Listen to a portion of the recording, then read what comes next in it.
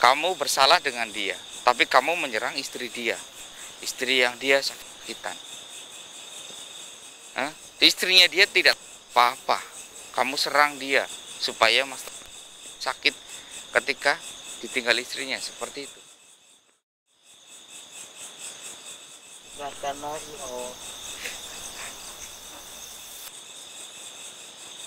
saya akan sering berkunjung ke makam kamu, akan sering mendoakan kamu juga, doakan yang terbaik buat kamu. Itu sebagai permintaan maaf saya, Om.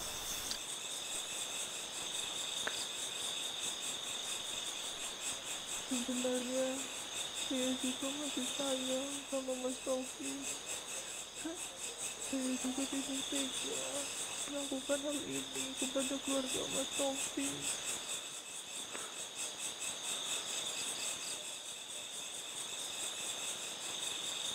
Sudah, kamu mau melepas dendam kamu hanya karena dasar cinta. Kamu tahu yang membuat cinta itu siapa? Tuhan. Yang memanipulatif cinta itu siapa? Iblis. Yang menjadikan cinta dan nafsu jadi satu siapa? Iblis.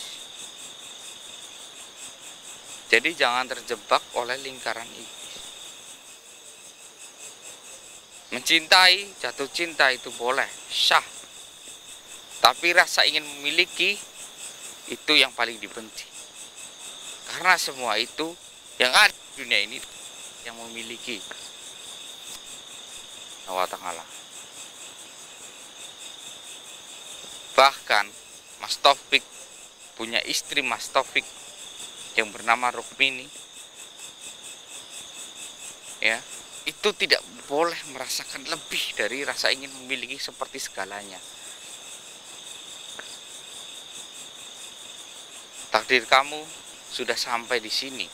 Takdir kamu sudah berhenti. Kamu sudah terlalu lama tinggal di dunia. Dari kematianmu hingga pernikahan. Harusnya kamu itu sudah pergi di alam barzah sejak zaman dahulu. Sejak kematian pertamamu. Tapi karena kamu menyimpan dendam, kamu jadi seperti ini. Jadi pengikut ini, maka hukumanmu akan tambah.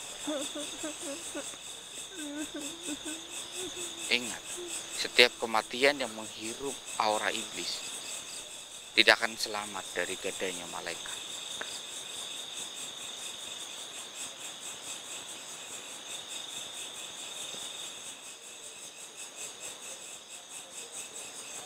Saya kasih pilihan kamu satu. Kalau kamu tidak mau melepas dendam kamu, maka saya akan kurung kamu di dalam golongan iblis selama. Jangan, saya tidak mau berada di lingkaran iblis. Baiklah, saya akan berusaha mengikhlaskan Mas Taufik.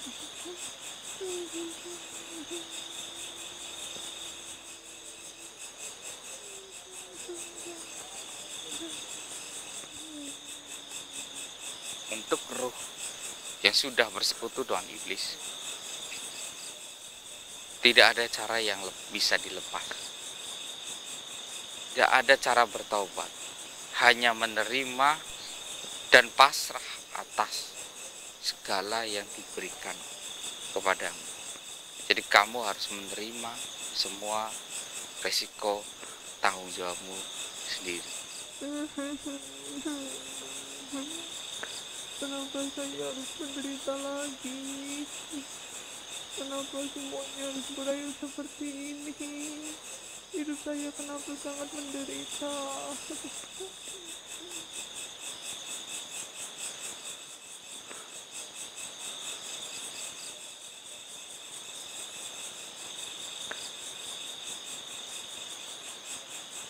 Agak biar arwah kamu itu lebih tenang.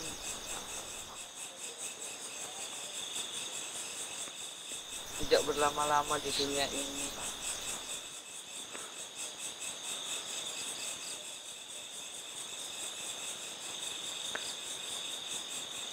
Kamu harus bersiap. Bersiap menerima segala konsekuensi yang malaikat terima kepadamu. Karena dendam itu sangatlah buruk, apalagi dendam hingga dibawa mati. Sangat buruk. Terus seperti kamu itu harusnya tenang. Tenang menunggu hari kebangkitan. Tidak seperti kamu yang bersekutu dengan iblis untuk menyampaikan dendam-dendam kamu. Kalau kamu tidak mau menerima, maka selamanya hingga hari kebangkitan menjadi golongan mereka. Saya tidak mau. Boleh saya masuk? Boleh, tapi kalau dia marah, kamu langsung keluar. Kamu nggak usah, biar saya bikin dia tenang. Ingat, kamu dilarang menyentuh dia. Aku dekat. Ingat, kamu sudah beristri. Tapi agar dia bisa tenang. Tidak bisa. Kamu mau membuat istrimu sakit? Tidak betul. Karena kamu menyentuh mantan kamu, meskipun dia hanyalah ruh, tidak bisa. Kamu boleh mendekat, tapi dilarang menyentuh. Ingat, ruh itu hanya didoakan, tidak untuk disentuh. Apakah saya menyentuh dia? Tidak. Apakah saya pernah menyentuh ruh? Kecuali dia itu satu darah dengan kamu, keluarga kamu.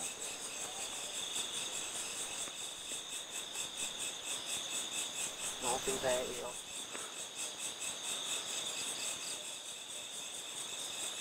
Dan memang saya sudah berkeluarga, jadi saya hanya bisa mendoakan kamu.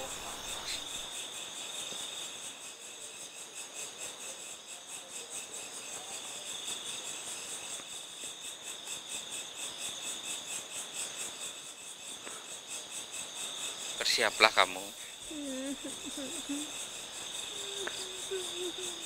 Terima hukumanmu atas perbuatan.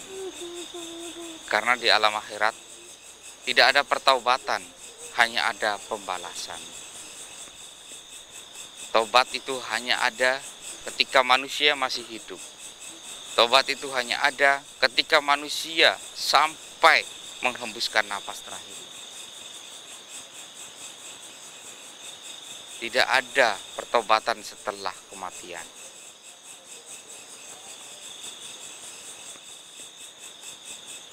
La haula wala quwata illa billahil alil azim.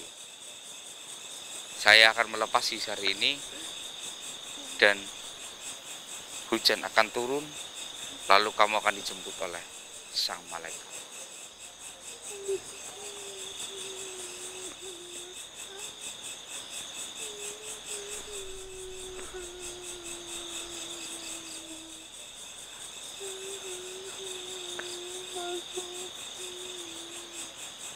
Mas Taufik, mundur sedikit.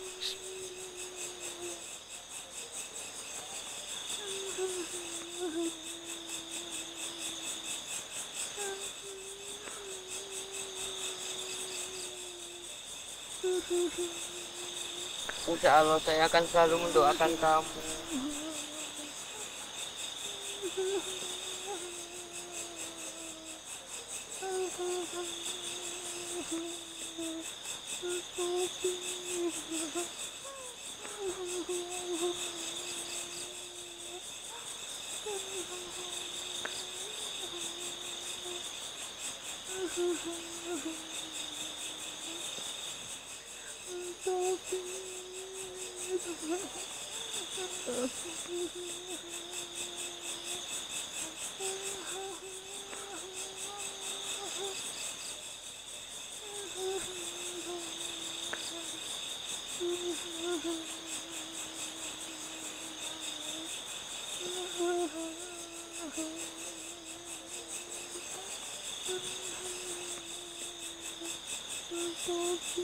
Dah.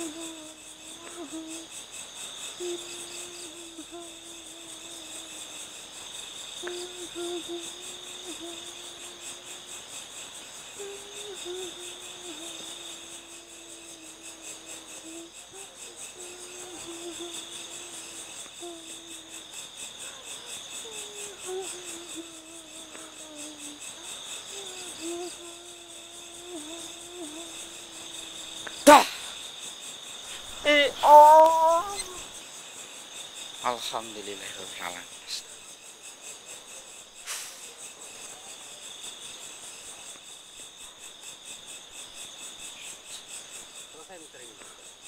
Ya,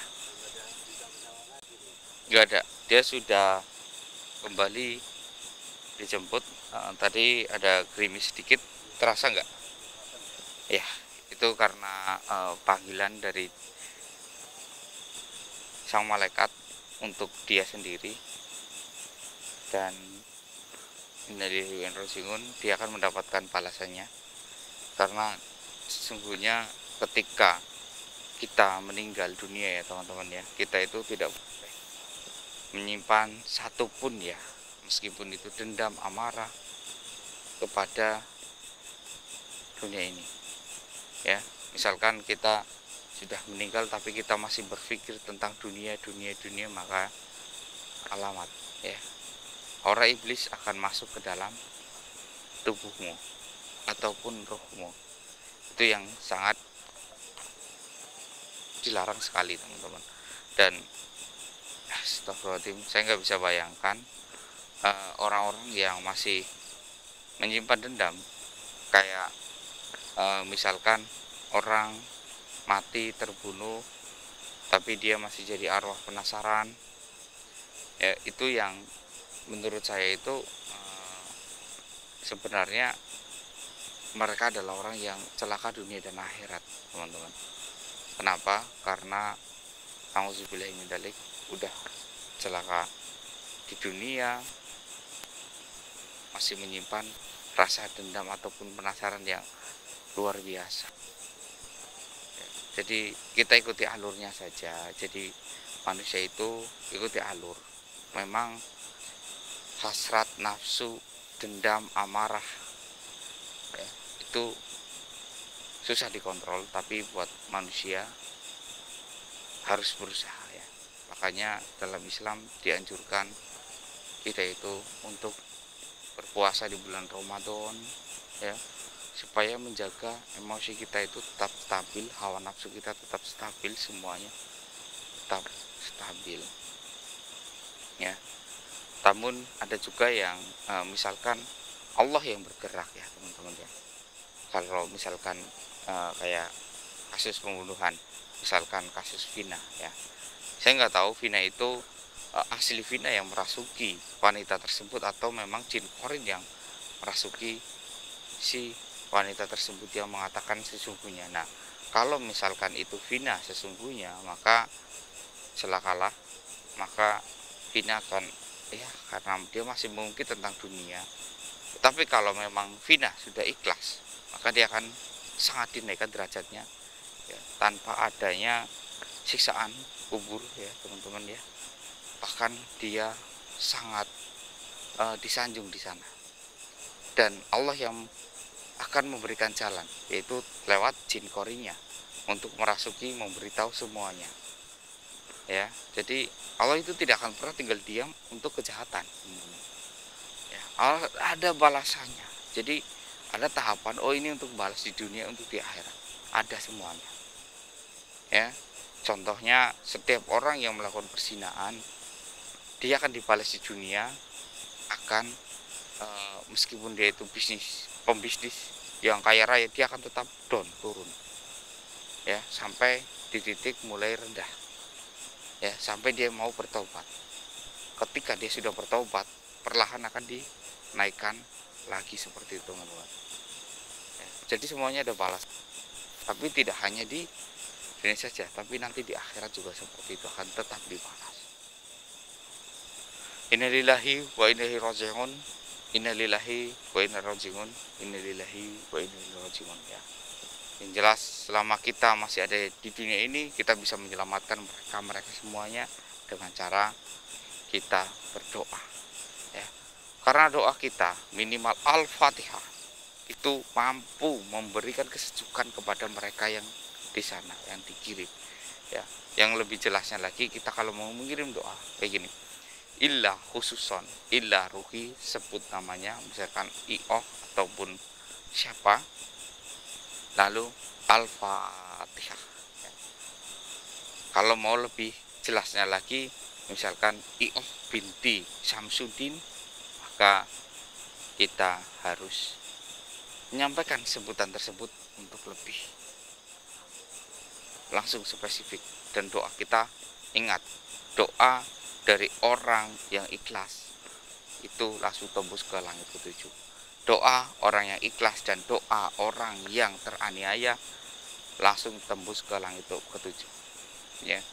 Nanti mungkin di next episode saya akan sampaikan doa apa yang langsung bisa tembus ke langit ketujuh tanpa kita duga-duga dan kira-kira, gitu teman-teman, ya. Dan insya Allah, ya, mudah-mudahan untuk sampai di sini saya itu hanya menyampaikan segini saja. Mungkin di next episode saya akan memberikan penjelasan yang lebih rinci lagi, ya teman-teman, ya, tentang bagaimana kita mau minta, tentang bagaimana insya Allah malaikat itu akan menyampaikan doa kita, ya. Kalau doa kita nggak sampai-sampai, maka malaikat yang akan menggendong doa kita langsung menyampaikan kepada Allah Subhanahu wa Ta'ala. Seperti itu teman-teman, ya. Makanya kita harus senang-senang lah menjunjung tinggi bersolawat kepada Nabi Muhammad SAW.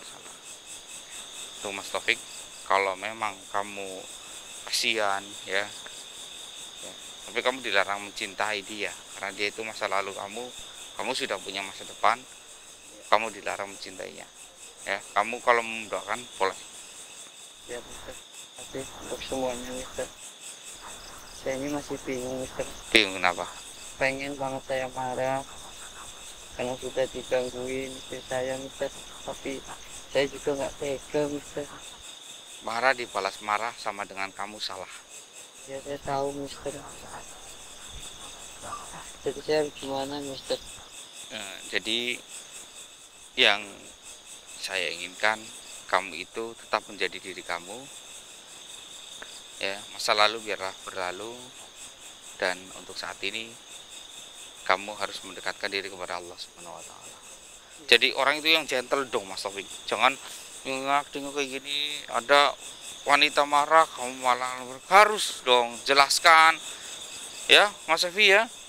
Saya tadi agak getot sebenarnya sama Mas Taufik, cuman ini urusan Mas Taufik, ada dia marah-marah cuman kayak gini, iya itu astagfirullah. Laki itu harus center, harus menunjukkan kewibawaannya. Untuk cinta pertama saya Mister, jadi saya juga bingung.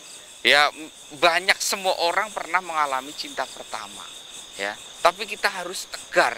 Aku salah, iya saya salah. Bilang kayak gitu aja. Saya minta maaf ke kamu kayak gitu. Saya salah karena memang ini semua kesalahan saya. Kamu jelaskan dengan tentang, jangan kayak aduh orang sakit, orang kayak penyakit tipes atau penyakit apa itu kayak gini lentruk kayak gitu. Janganlah, ya. Kamu mendekati I'oh dulu gimana? Bergas kan, semangat kan? Ya itu beda Mister. Itu karena saya punya niatan yang tulus gitu Mister. Kalau ini kan karena saya bersalah Mister.